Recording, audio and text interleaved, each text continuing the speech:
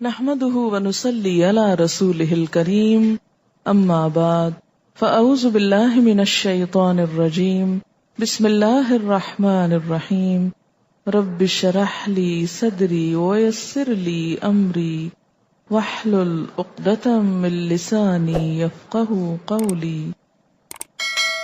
سورۃ الرحمن، یہ سورت اپنے مزاج اور مطلب کے اعتبار سے سورتوں کے اس گروپ سے تعلق رکھتی ہے جو مکی زندگی کے اس دور میں نازل ہوئی جب آپ صلی اللہ علیہ وسلم کی تکذیب اور مخالفت جوش پر تھی، اور وہ آپ سے بار بار اس بات کا مطالبہ کر رہے تھے، یعنی آپ کے دشمن، کہ انہیں کوئی نشانی دکھائی جائے، کوئی معجزہ دکھایا جائے، اور اگر ان کے مطالبے پر معجزہ یا عذاب نہیں آتا تو پھر وہ محمد صلی اللہ علیہ وسلم کی دعوت کو نہیں مانیں گے، اور اگر دنیا میں عذاب نہیں آتا تو اس کا مطلب یہ ہے کہ آخرت میں بھی نہیں آنے والا۔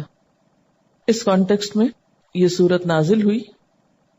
اس سورت میں ایک آیت فَبِأَيِّ آلَاءِ رَبِّكُمَا تُكَذِّبَانِ کی بار بار تکرار ہوئی، تو یوں لگتا ہے کہ جیسے مخالفین اپنی ضد میں مبتلا تھے، تو اللہ سبحانہ وتعالیٰ کی طرف سے بھی جو کلام آیا اس میں ان کے جواب میں مختلف آیات کو بار بار دہرا کر ان کی ضد کو ختم کیا گیا۔ کسی بھی بات کو بار بار کرنے کا مطلب کیا ہے کہ مخاطب کو وہ حقیقت اچھی طرح سمجھا دی جائے، اس چیز کی طرف توجہ دلائی جائے جس کی طرف وہ توجہ نہ دینا چاہتا ہو۔ قرآن پاک کا یہی انداز دراصل ایک مؤثر انداز ہے کہ وہ مخاطب کے مزاج کو سامنے رکھ کر بات کرتا ہے۔ مخاطب اگر ضد میں مبتلا ہے تو اس کی سوچ کی اصلاح کے لیے ایسا انداز اور اسلوب اختیار کیا گیا ہے کہ وہ سوچنے پر مجبور ہو جائے۔ پچھلی صورت میں بار بار وَلَقَدْ يَسَّرْنَا الْقُرْآنَ لِلذِّكْرِ کی بات ہوئی، اور یہاں کلام کے آغاز میں ہی فرمایا بسم اللہ الرحمن الرحیم الرحمن علم القرآن، رحمان اس نے قرآن کی تعلیم دی۔ اس صورت میں اللہ سبحانہ وتعالیٰ کی بہت سی نعمتوں کا ذکر کیا گیا ہے، اور پھر ان نعمتوں کا احساس بھی دلایا گیا سوالیہ انداز میں فَبِأَيِّ آلَاءِ رَبِّكُمَا تُكَذِّبَانِ کہہ کر کہ تم اپنے رب کی کن کن نعمتوں کو جھٹلاؤ گے۔ حقیقت یہ ہے کہ انسان کو جتنی بھی نعمتیں ملی ہیں ان سب میں بہترین نعمت، اعلیٰ ترین نعمت، اور وہ نعمت جس کا سب سے پہلے ذکر کیا گیا وہ ہے قرآن کی نعمت۔ ساری دنیا کی نعمتیں ایک طرف اور قرآن کی نعمت ایک طرف۔ هو خیر مما یجمعون، وہ بہتر ہے ہر اس چیز سے جسے لوگ جمع کر رہے ہیں۔ اور یہ اللہ تعالیٰ کی رحمت کا نتیجہ ہے کہ مخالفین عذاب مانگ رہے ہیں اور اللہ تعالیٰ جواب میں اپنی رحمت کے طور پر ان کی اصلاح کے لیے قرآن بھیج رہا ہے۔ الرحمن، بے حد مہربان، بہت مہربان، علم القرآن، اس نے تعلیم دی ہے قرآن کی، اس نے سکھایا ہے قرآن۔ اہل مکہ کہتے تھے کہ یہ قرآن کسی انسان نے یا کسی جن نے آپ کو القاء کیا ہے، یا آپ نے خود لکھ لیا ہے، یا کوئی اجمی غلام آپ کو اس کی تعلیم دیتا ہے، یا کچھ اور لوگوں کا خیال ہے کہ اہل کتاب کے علماء سے آپ نے شاید کچھ سیکھ لیا۔ فرمایا نہیں، کسی سے بھی کچھ نہیں سیکھا۔ علم القرآن، یہ قرآن رحمان کی تعلیم ہے، رحمان نے سکھایا ہے۔ اللہ تعالیٰ نے اسے نبی صلی اللہ علیہ وسلم کو سکھایا اور بذریعہ جبریل امین سکھایا، جس کا ذکر پیچھے سورۃ النجم میں گزرا، علمہ شدید القوا۔ اور پھر آپ صلی اللہ علیہ وسلم نے صحابہ کرام کو سکھایا، اور اس سے یہ سلسلہ چل نکلا جو آج تک باقی ہے اللہ کے فضل سے۔ تو قرآن کی تعلیم دینا ایک بہت اعلیٰ درجے کا کام ہے جسے رحمان نے اپنی طرف منسوب کیا ہے۔ الرحمن علم القرآن، اللہ تعالیٰ کی صفات میں سے بہترین صفت اس کی صفت رحمت ہے، اور اس میں بھی مبالغے کا صیغہ رحمان ہے، تو یہ اس کی رحمت ہے کہ اس نے اس کی تعلیم دی. اسی لیے بندوں میں سے بھی بہترین ان کو قرار دیا گیا جو قرآن سیکھیں یا سکھائیں.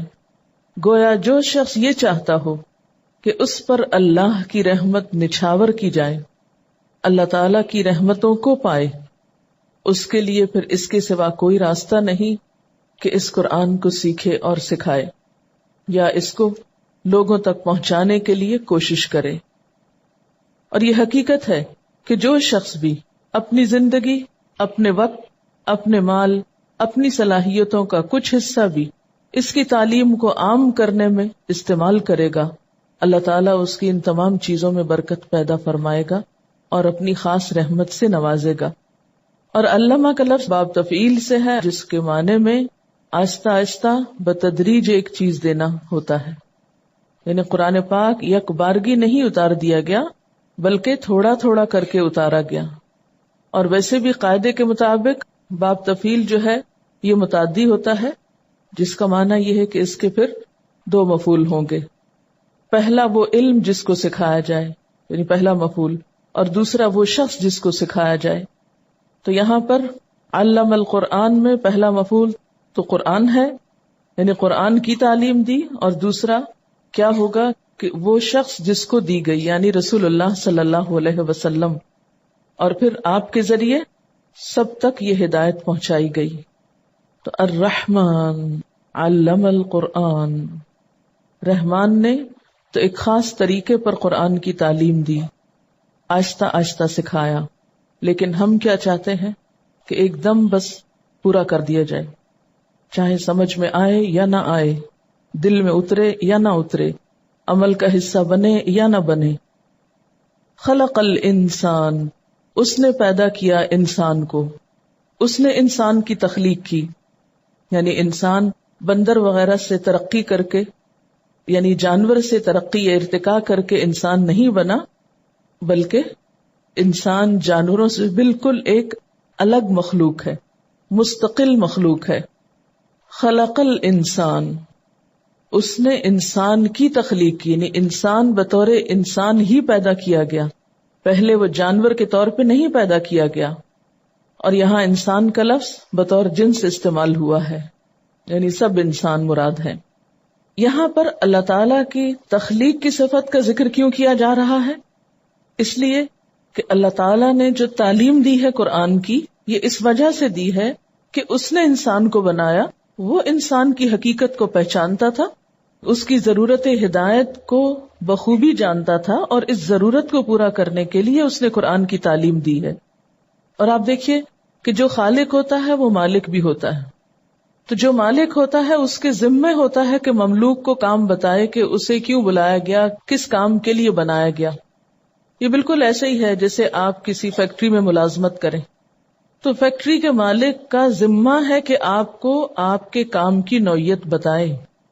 جب بھی کسی کو کسی محکمے میں یا کسی ادارے میں یا کسی دکان پر یا کسی فیکٹری میں مملوک کے طور پر یا کام کے لیے بلایا جاتا ہے ایک امپلائی کے طور پر، تو جو مالک ہوتا ہے اس فیکٹری کا یا بزنس کا، اس کی ذمہ داری صرف یہ نہیں ہوتی کہ لوگوں کو بھرتی کر لے، بلکہ اس کی ذمہ داریوں میں یہ ذمہ داری نہایت اہم ہوتی ہے کہ وہ آنے والوں کو ان کا کام بتائے.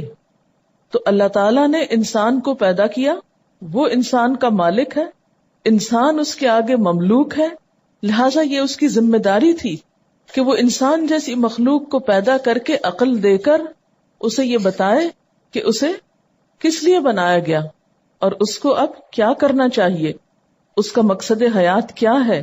اور قرآن جیسی کتاب اتار کر اللہ سبحانہ وتعالی نے اپنی یہ ذمہ داری پوری فرمائی. اسی لیے علم القرآن کے ساتھ خلق الانسان کی بات کی گئی. علمہ البیان، اس کو بولنا سکھایا، بیان کی قوت عطا کی. اور یہاں بیان سے مراد ہر شخص کی اپنی مادری زبان ہے، جو کسی بھی ادارے یا اسکول یا استاد سے سیکھے بغیر انسان خود بخود سیکھ جاتا ہے، اور ہر شخص اپنے دل کی بات کا اظہار آسانی سے کر لیتا ہے. یعنی چھوٹے سے چھوٹا بچہ بھی بولنا شروع کر دیتا ہے، جبکہ آپ اس کو باقاعدہ بولنے کی کوئی تعلیم نہیں دیتے. تو علمہ میں جو فاعل ہے وہ اللہ تعالیٰ ہے، تو مراد اس سے یہ ہے کہ اللہ تعالیٰ ہی بولنا سکھاتے ہیں یا اللہ ہی نے بندے کو بولنا سکھایا. اور یہ عام تجربے اور مشاہدے کی بات ہے کہ بچوں کے اندر بولنے کی صلاحیت انسان نہیں پیدا کرتا بلکہ اللہ تعالیٰ ہی پیدا کرتا ہے. اور کچھ لوگ جو بول نہیں سکتے، یہ بھی اللہ کی قدرت کی نشانی کہ دیکھو بولتا وہی ہے جسے میں بولنا سکھاتا ہوں. اگر وہ بولنے کی طاقت چھین لے تو ساری دنیا کے لوگ مل کر بھی بولنا نہیں سکھا سکتے. تو جہاں قرآن کی تعلیم اللہ کی رحمت ہے، وہاں انسان کو قوت گویائی کا ملنا بھی اللہ کی رحمت ہے. اور اگر دیکھا جائے تو یہ قوت اس وقت زیادہ بہتر طور پر کام کرتی ہے جب انسان کی کچھ دوسری صلاحیتیں بھی کام کر رہی ہوں. وہ ہوں تو یہ قوت کام کرتی ہے. مثلاً سننے کی صلاحیت، جو سن نہیں سکتا وہ بول بھی نہیں سکتا. مثلاً اس کے ساتھ ساتھ عقل اور فہم. آپ نے دیکھا ہوگا کہ جن لوگوں کی عقل فہم کم ہوتی ہے وہ بھی نہیں صحیح بول سکتے. پھر اسی طرح انسان کے اندر بعض اوقات بینائی کا ہونا وہ بھی درست بولنے کے لیے ایک اہم فیکٹر ہوتا ہے. بہت سی چیزوں کو آپ زیادہ بہتر طور پر اس وقت ڈسکرائب کر سکتے ہیں جب آپ کلوزلی واچ کرتے ہیں ان کو، یا آبزرو کرتے ہیں یا غور سے دیکھتے ہیں. تو بولنا جو ہے یہ ایک یونیک کوالٹی ہے انسان کی جو جانوروں کو نہیں ملی. مویشیوں کو اسی لیے بہیمہ کہا گیا کہ وہ بول نہیں سکتے، نہیں مبہم ہوتی ہے ان کی آواز. ان کی آواز سے سمجھ میں نہیں آتا انہیں رونا ہو یا ہنسنا ہو، یا وہ بھوکے ہوں یا پیاسے ہوں، وہ ایک ہی طرح کی آواز نکالتے ہیں. خوشی اور غم کے موقع پر اس میں کچھ زیادہ فرق نہیں ہوتا. لیکن انسان کو آپ دیکھیے کہ بولنے میں صرف بات کرنا ہی نہیں ہوتا، ہنسنے کی آواز فرق ہے، رونے کی آواز فرق ہے. پھر اسی طرح خوشی اور غم کے موقع پر جو گفتگو کا انداز ہے، پھر چپکے چپکے بولنا، زور سے بولنا، چیخنا چلانا، یعنی اس زبان سے انسان کیا کچھ اظہار نہیں کرتا. اور یہ اتنی ویرائٹی انسان کی گفتگو میں، اور پھر ایک زبان کے بعد دوسری زبان بولنا اور مختلف زبانوں میں اظہار خیال، یہ سب کچھ اللہ تعالیٰ کا ایک بہترین نظام ہے اور اس کی قدرت پر گواہ ہے. تو علمہ البیان، اللہ ہی نے اس کو بیان کرنا سکھایا، اپنا مطلب اور مدعا بیان کرنے کا طریقہ بتایا. سورت کے شروع میں اللہ سبحانہ وتعالی نے 4 بہترین چیزوں کا ذکر کیا ہے. سب سے پہلے الرحمن، اللہ تعالیٰ کی صفات میں سے سب سے بہترین صفت، جس میں مبالغہ بھی ہے، رحمان فعلان کے وزن پر، یعنی بے حد مہربان. اور اگر دیکھا جائے تو اللہ تعالیٰ کی صفات میں سے ہمارے لیے یہ صفت بے حد پسندیدہ ہے. ہم سب اس صفت کو پڑھ کے خوش ہو جاتے ہیں. اس کے بعد القرآن، تمام کلاموں میں بہترین کلام، قرآن کریم، قرآن مجید، جس کے مثل کوئی چیز ہے ہی نہیں. 1400 سال سے چیلنج ہے کہ اگر تم کوئی چیز لا سکو تو لا دکھاؤ ایسی، آج تک کوئی نہیں لا سکا. پھر تیسری چیز، تمام مخلوقات میں بہترین مخلوق یعنی انسان، جسے اشرف المخلوقات کہا گیا. اور پھر انسان کو ملنے والی صلاحیتوں میں سے سب سے بہترین صلاحیت بیان، کیونکہ باقی قوتیں تو اور جانوروں کے پاس ہم سے زیادہ ہو سکتی ہیں. مثلاً عقاب کی نگاہ کتنی تیز ہے، اس کے مقابلے میں ہماری نگاہ تو کچھ بھی تیز نہیں. بعض جانوروں کی قوت شامہ جیسے کتا سونگ کے بہت کچھ بتا دیتا ہے، ہماری قوت شامہ ایسی نہیں. بعض جانوروں کی سننے کی حس اتنی تیز ہوتی ہے کہ دور دور تک بغیر کسی واسطے کے ایک دوسرے کی بات سمجھ لیتے ہیں. بعض انسیکٹس کے اندر جو بظاہر دیکھنے میں بہت حقیر ہوتے ہیں، لیکن ان کے کپلز ایک دوسرے کو متوجہ کرنے کے لیے صرف اپنی سٹرنگز ہلاتے ہیں. ان سٹرنگز کی وہ آواز ہمیں نہیں سنائی دیتی، لیکن وہ کئی گز یا کئی فیٹ کے فاصلے پر دوسرا سن لیتا ہے. اسی طرح جسمانی قوت میں آپ دیکھیں شیر چیتا جو ہے، یا چیرنے پھاڑنے کے اعتبار سے آپ دیکھیں، ہم گوشت کو گھنٹوں گلاتے ہیں پھر بھی کھایا نہیں جاتا، لیکن کئی جانور ایسے ہیں کہ جن کی چبانے کی قوت ایسی ہے کہ وہ کچے گوشت کو منٹوں میں صاف کر جاتے ہیں. تو بہت سی قوتیں انسان سے بڑھ کر دوسرے جانوروں کو حاصل ہے، یا جنات کے پاس بھی، مثلا گھومنے پھرنے کی قوت، یا مختلف شکلیں اختیار کرنے کی، یا انسانوں کے جسم میں داخل ہونے کی.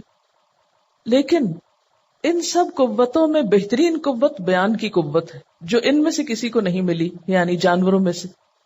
ان کا بولنا اور انسان کا بولنا بہت مختلف ہے. اور یہ بھی یاد رکھیے کہ بولنے کے لیے اور بہت سی قوتیں ضرورت پڑتی ہیں، اور خصوصاً بامعنی بولنے کے لیے، بہترین کلام کے لیے. تو اللہ تعالیٰ انسان کو کیا سکھانا چاہتے ہیں اس صورت میں کہ اے انسان، یہ قرآن اللہ کی رحمت کا نتیجہ ہے. تم اللہ کی بہترین مخلوق ہو جسے بولنے کی قوت دی گئی. کیا تم اپنی اس قوت کو اللہ کے کلام کو سیکھنے اور سکھانے میں استعمال نہ کرو گے؟ ہم سب کے لیے ایک سوال ہے، اور ہم کتنے بخیل ہیں اپنی اس قوت کو قرآن کے لیے استعمال کرنے میں. اپنی ذات پہ کوئی زد پڑے تو چیخ چلا کے سارے عمارت سر پہ اٹھا لیں. کوئی ہماری مرضی کے خلاف کام کر لے، پھر آپ دیکھیں ہماری آوازیں کیسے نکلتی ہیں. لیکن اگر اللہ کی کتاب کو زور سے پڑھنے کے لیے کہا جائے، منہ کھول کے پڑھنے کے لیے کہا جائے، تو اس وقت ہماری آواز نکلتی نہیں. قرآن کی تلاوت کا معاملہ ہو تو ہمارے گلے تھک جاتے ہیں. ویسے سارا دن بولے چلے جائیں تو نہ ہمارا دماغ تھکتا ہے، نہ زبان تھکتی ہے، نہ ہماری سماعت پہ کوئی اثر پڑتا ہے. لیکن قرآن کی قرات، اس سے ہم کو جلد ہی کمزوری لاحق ہو جاتی ہے کہ چند آیتیں پڑھنے کے بعد پھر ہماری قوتیں جواب دینے لگتی. تو بات یہ ہے کہ جو اللہ کی رحمت پانا چاہتا ہے، جو واقعی اللہ کی بہترین مخلوق مقرب انسانوں میں شامل ہونا چاہتا ہے، اس کے لیے پھر کیا ضروری ہے کہ اپنی اس بہترین صلاحیت کو جو اللہ تعالی کی طرف سے عطا کردہ ہے، ایک نعمت ہے، اس کو اللہ کی اس کتاب کے لیے کھلے دل سے، دل کھول کے خرچ کرے. نحمده ونصلي على رسوله الكريم، اما بعد فاعوذ بالله من الشيطان الرجيم. بسم الله الرحمن الرحيم. رب اشرح لي صدري ويسر لي امري واحلل عقدة من لساني يفقهوا قولي. سورۃ الرحمن. یہ سورت اپنے مزاج اور مطلب کے اعتبار سے سورتوں کے اس گروپ سے تعلق رکھتی ہے جو مکی زندگی کے اس دور میں نازل ہوئی جب آپ صلی اللہ علیہ وسلم کی تکذیب اور مخالفت جوش پر تھی، اور وہ آپ سے بار بار اس بات کا مطالبہ کر رہے تھے، یعنی آپ کے دشمن، کہ انہیں کوئی نشانی دکھائی جائے، کوئی معجزہ دکھایا جائے، اور اگر ان کے مطالبے پر معجزہ یا عذاب نہیں آتا تو پھر وہ محمد صلی اللہ علیہ وسلم کی دعوت کو نہیں مانیں گے، اور اگر دنیا میں عذاب نہیں آتا تو اس کا مطلب یہ ہے کہ آخرت میں بھی نہیں آنے والا. اس کانٹیکسٹ میں یہ سورت نازل ہوئی. اس سورت میں ایک آیت فَبِأَيِّ آلَاءِ رَبِّكُمَا تُكَذِّبَانِ کی بار بار تکرار ہوئی، تو یوں لگتا ہے کہ جیسے مخالفین اپنی ضد میں مبتلا تھے، تو اللہ سبحانہ وتعالی کی طرف سے بھی جو کلام آیا اس میں ان کے جواب میں مختلف آیات کو بار بار دہرا کر ان کی ضد کو ختم کیا گیا. کسی بھی بات کو بار بار کرنے کا مطلب کیا ہے کہ مخاطب کو وہ حقیقت اچھی طرح سمجھا دی جائے، اس چیز کی طرف توجہ دلائی جائے جس کی طرف وہ توجہ نہ دینا چاہتا ہو. قرآن پاک کا یہی انداز دراصل ایک مؤثر انداز ہے کہ وہ مخاطب کے مزاج کو سامنے رکھ کر بات کرتا ہے. مخاطب اگر ضد میں مبتلا ہے تو اس کی سوچ کی اصلاح کے لیے ایسا انداز اور اسلوب اختیار کیا گیا ہے کہ وہ سوچنے پر مجبور ہو جائے. پچھلی صورت میں بار بار وَلَقَدْ يَسَّرْنَا الْقُرْآنَ لِلذِّكْرِ کی بات ہوئی، اور یہاں کلام کے آغاز میں ہی فرمایا بسم اللہ الرحمن الرحیم. الرحمن علم القرآن، رحمان اس نے قرآن کی تعلیم دی.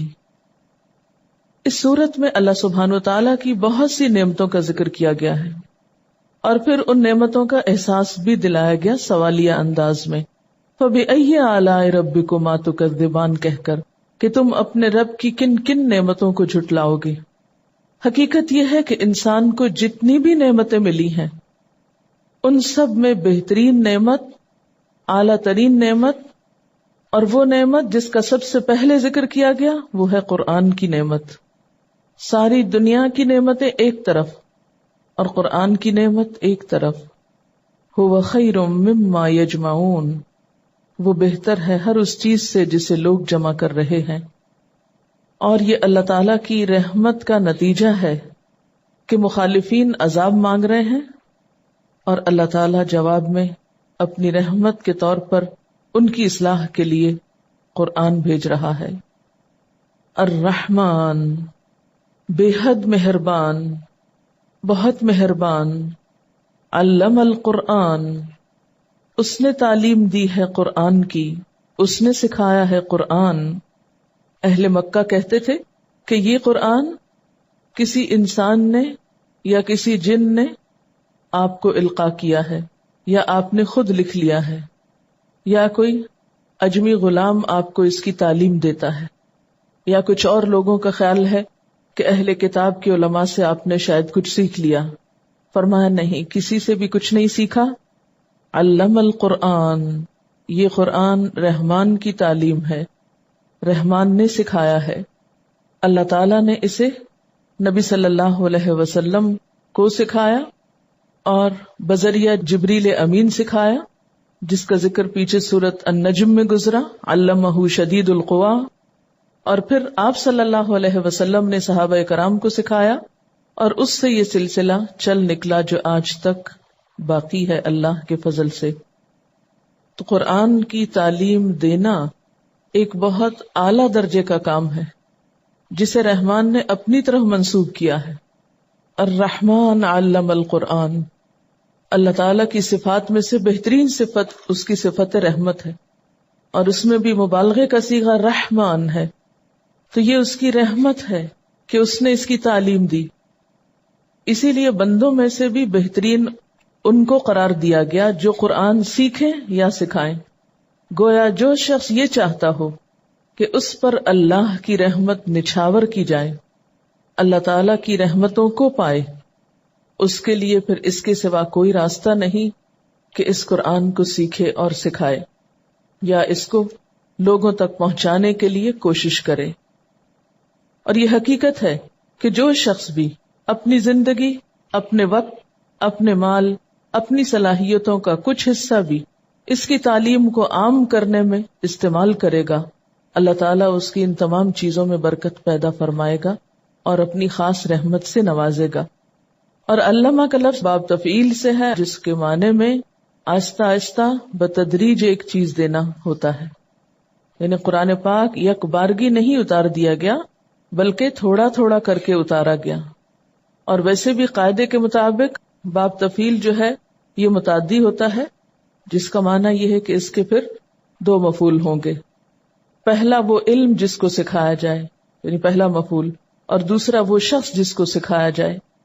تو یہاں پر علم القرآن میں پہلا مفعول تو قرآن ہے، یعنی قرآن کی تعلیم دی، اور دوسرا کیا ہوگا کہ وہ شخص جس کو دی گئی، یعنی رسول اللہ صلی اللہ علیہ وسلم، اور پھر آپ کے ذریعے سب تک یہ ہدایت پہنچائی گئی۔ تو الرحمن علم القرآن، رحمان نے تو ایک خاص طریقے پر قرآن کی تعلیم دی، آہستہ آہستہ سکھایا، لیکن ہم کیا چاہتے ہیں کہ ایک دم بس پورا کر دیا جائے، چاہے سمجھ میں آئے یا نہ آئے، دل میں اترے یا نہ اترے، عمل کا حصہ بنے یا نہ بنے۔ خلق الانسان، اس نے پیدا کیا انسان کو، اس نے انسان کی تخلیق کی، یعنی انسان بندر وغیرہ سے ترقی کر کے، یعنی جانور سے ترقی یا ارتقاء کر کے انسان نہیں بنا، بلکہ انسان جانوروں سے بالکل ایک الگ مخلوق ہے، مستقل مخلوق ہے۔ خلق الانسان، اس نے انسان کی تخلیق کی، یعنی انسان بطور انسان ہی پیدا کیا گیا، پہلے وہ جانور کے طور پہ نہیں پیدا کیا گیا۔ اور یہاں انسان کا لفظ بطور جنس استعمال ہوا ہے، یعنی سب انسان مراد ہیں۔ یہاں پر اللہ تعالیٰ کی تخلیق کی صفت کا ذکر کیوں کیا جا رہا ہے؟ اس لیے کہ اللہ تعالیٰ نے جو تعلیم دی ہے قرآن کی، یہ اس وجہ سے دی ہے کہ اس نے انسان کو بنایا، وہ انسان کی حقیقت کو پہچانتا تھا، اس کی ضرورت ہدایت کو بخوبی جانتا تھا، اور اس ضرورت کو پورا کرنے کے لیے اس نے قرآن کی تعلیم دی ہے۔ اور آپ دیکھیے کہ جو خالق ہوتا ہے وہ مالک بھی ہوتا ہے، تو جو مالک ہوتا ہے اس کے ذمے ہوتا ہے کہ مملوک کو کام بتائے کہ اسے کیوں بلایا گیا، کس کام کے لیے بنایا گیا۔ یہ بالکل ایسے ہی ہے جیسے آپ کسی فیکٹری میں ملازمت کریں تو فیکٹری کے مالک کا ذمہ ہے کہ آپ کو آپ کے کام کی نوعیت بتائے۔ جب بھی کسی کو کسی محکمے میں یا کسی ادارے میں یا کسی دکان پر یا کسی فیکٹری میں مملوک کے طور پر یا کام کے لیے بلایا جاتا ہے ایک امپلائی کے طور پر، تو جو مالک ہوتا ہے اس فیکٹری کا یا بزنس کا، اس کی ذمہ داری صرف یہ نہیں ہوتی کہ لوگوں کو بھرتی کر لے، بلکہ اس کی ذمہ داریوں میں یہ ذمہ داری نہایت اہم ہوتی ہے کہ وہ آنے والوں کو ان کا کام بتائے۔ تو اللہ تعالیٰ نے انسان کو پیدا کیا، وہ انسان کا مالک ہے، انسان اس کے آگے مملوک ہے، لہٰذا یہ اس کی ذمہ داری تھی کہ وہ انسان جیسی مخلوق کو پیدا کر کے عقل دے کر اسے یہ بتائے کہ اسے کس لیے بنایا گیا اور اس کو اب کیا کرنا چاہیے، اس کا مقصد حیات کیا ہے۔ اور قرآن جیسی کتاب اتار کر اللہ سبحانہ وتعالیٰ نے اپنی یہ ذمہ داری پوری فرمائی۔ اسی لیے علم القرآن کے ساتھ خلق الانسان کی بات کی گئی۔ علمہ البیان، اس کو بولنا سکھایا، بیان کی قوت عطا کی۔ اور یہاں بیان سے مراد ہر شخص کی اپنی مادری زبان ہے، جو کسی بھی ادارے یا اسکول یا استاد سے سیکھے بغیر انسان خود بخود سیکھ جاتا ہے، اور ہر شخص اپنے دل کی بات کا اظہار آسانی سے کر لیتا ہے۔ یعنی چھوٹے سے چھوٹا بچہ بھی بولنا شروع کر دیتا ہے، جبکہ آپ اس کو باقاعدہ بولنے کی کوئی تعلیم نہیں دیتے۔ تو علمہ میں جو فاعل ہے وہ اللہ تعالیٰ ہے، تو مراد اس سے یہ ہے کہ اللہ تعالیٰ ہی بولنا سکھاتے ہیں، یا اللہ ہی نے بندے کو بولنا سکھایا۔ اور یہ عام تجربے اور مشاہدے کی بات ہے کہ بچوں کے اندر بولنے کی صلاحیت انسان نہیں پیدا کرتا بلکہ اللہ تعالیٰ ہی پیدا کرتا ہے۔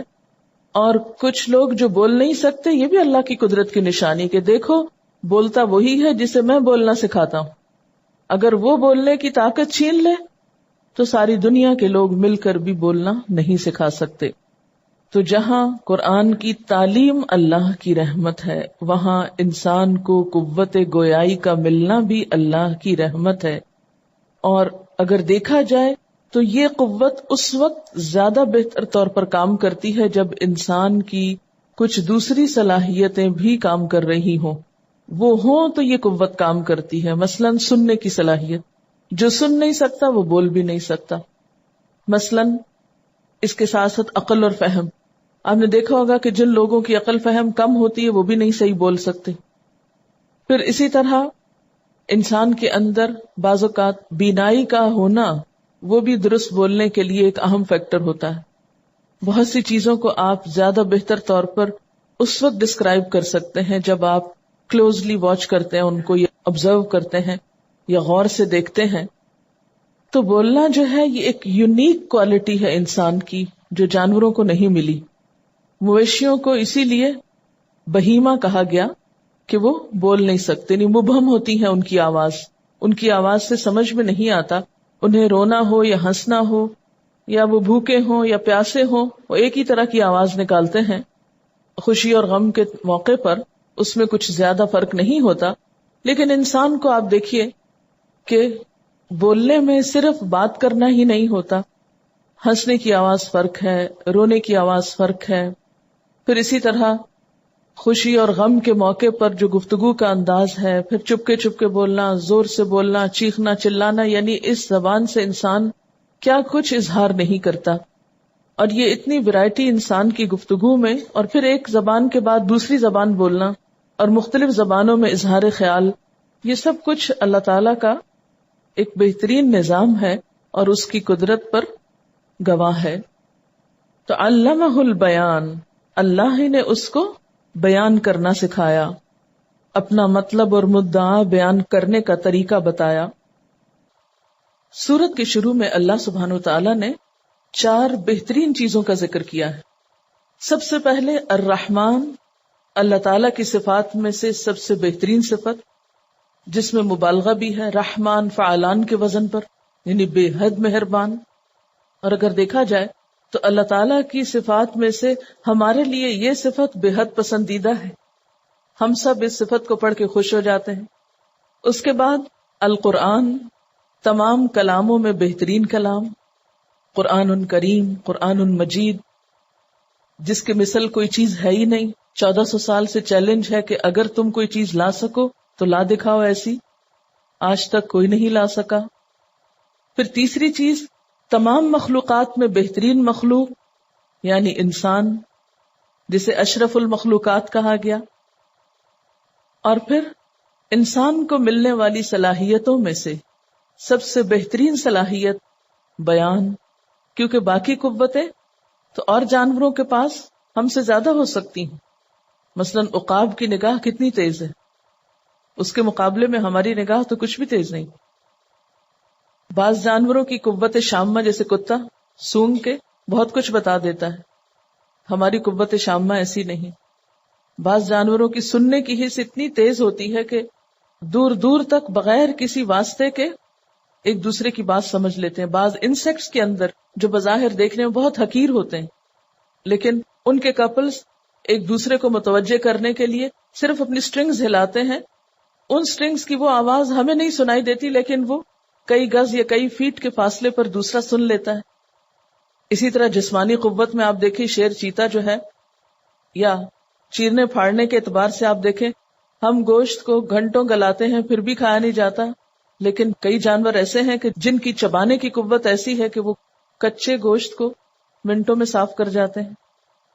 تو بہت سی قوتیں انسان سے بڑھ کر دوسرے جانوروں کو حاصل ہیں، یا جنات کے پاس بھی، مثلا گھومنے پھرنے کی قوت، یا مختلف شکلیں اختیار کرنے کی، یا انسانوں کے جسم میں داخل ہونے کی۔ لیکن ان سب قوتوں میں بہترین قوت بیان کی قوت ہے، جو ان میں سے کسی کو نہیں ملی، یعنی جانوروں میں سے۔ ان کا بولنا اور انسان کا بولنا بہت مختلف ہے۔ اور یہ بھی یاد رکھیے کہ بولنے کے لیے اور بہت سی قوتیں ضرورت پڑتی ہیں، اور خصوصاً